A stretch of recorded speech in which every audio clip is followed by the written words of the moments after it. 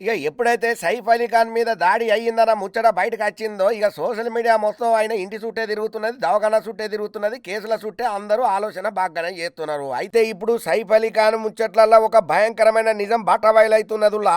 అదేందయ్యానంటే ఎవరైతే ఈ పటోడి రాజవంశీయుడైనటువంటి వారసునిగా ఎలుగొందుతున్నటువంటి సైఫ్ అలీ ఖాన్ కు షాకింగ్ వార్తనే చెప్పింది మధ్యప్రదేశ్ ప్రభుత్వం.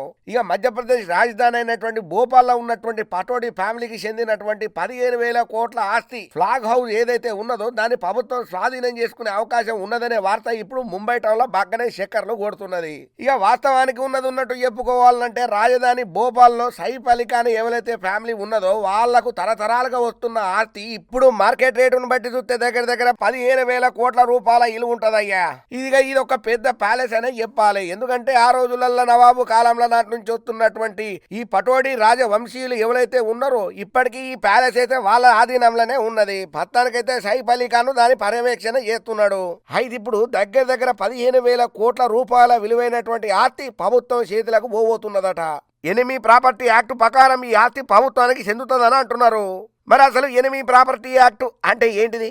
కాదు కూడా ఏందో ఇప్పుడు పురాగా తెలుసుకుందాం. 1968లో ఈ చట్టాన్ని అయితే అమల్లోకి తీసుకొచ్చిండ్రు అయ్యా. ఎనిమీ ప్రాపర్టీ యాక్ట్ ప్రకారం విభజన తర్వాత పాకిస్తాన్కు వెళ్లిన వ్యక్తులు ఎవరైతే ఉన్నారో వాళ్ళు భారతదేశంలో వదిలిపెట్టిన ఆస్తుల మీద కేంద్ర ప్రభుత్వానికి పూర్తి హక్కులు అయితే ఉంటాయి. అయితే అసలు నవాబు హమీదుల్లా ఖాన్ ఆస్తికి చట్టబద్ధమైన వారసురాలు ఆయన పెద్ద కూతురు అబీరా. కానీ ఆమె 2015లో పాకిస్తాన్కు పోయిందని చెప్పి కేంద్ర ప్రభుత్వం క్లియర్ కట్ గా స్పష్టం చేసుకుంటూ వచ్చింది. కాబట్టి ఈ ఆస్తి ఎనిమీ ప్రాపర్టీ యాక్ట్ కిందకి వస్తదన్నట్టు, అంటే కేంద్ర ప్రభుత్వానికి చెందుతుందన్నమాట. అయితే నవాబు రెండవ కుమార్తె ఎవరైతే ఉన్నదో సాజిదా సుల్తాన్ వారసులు సైఫ్ అలీ ఖాన్, షర్మిలా ఠాగూర్ ఇక కిషోటోళ్ళు అన్నట్టు. అయితే గతంలో కోర్టునైతే ఆశ్రయం చేసిళ్ళు. కేంద్రం ఆధీనంలో లేదు, ఇది మాకు హక్కు ఉంటది, ఇది మా తాతల నుంచి వస్తున్నటువంటి ప్రాపర్టీ అని చెప్పి కోర్టులో అప్పీలు పెట్టుకున్నారు. కానీ ఇంకా ఆ కేసు అయితే రన్నింగ్ లోనే ఉన్నది. అయితే మధ్యప్రదేశ్ రాజధాని భోపాల్లోని కోహే ఫిజాలో ఉన్నటువంటి అహ్మదాబాద్ ప్యాలెస్ సమీపంలో ఫ్లాగ్ స్టాఫ్ హౌస్ ఏదైతే ఉన్నదో సైఫ్ అలీ ఖాన్ కుటుంబానికి చెందిందన్న ముచ్చట మనం చెప్పుకున్నాం కదా. అయితే 2011లో మన్సూర్ అలీ ఖాన్ పటోడి చనిపోయిన తర్వాత సైఫ్ కి భోపాల్ నవాబు బిరుదు అందిందన్నట్టు. పట్టాభిషేకం కూడా చేసిళ్ళు. తలపాగా ఉత్సవం కూడా రంగరంగ వైభవంగా జరిపించిండ్రు. ఇప్పుడు పటోడి ఫ్యామిలీకి సైఫ్ అలీ ఖాన్ ప్రధాన వారసుడు.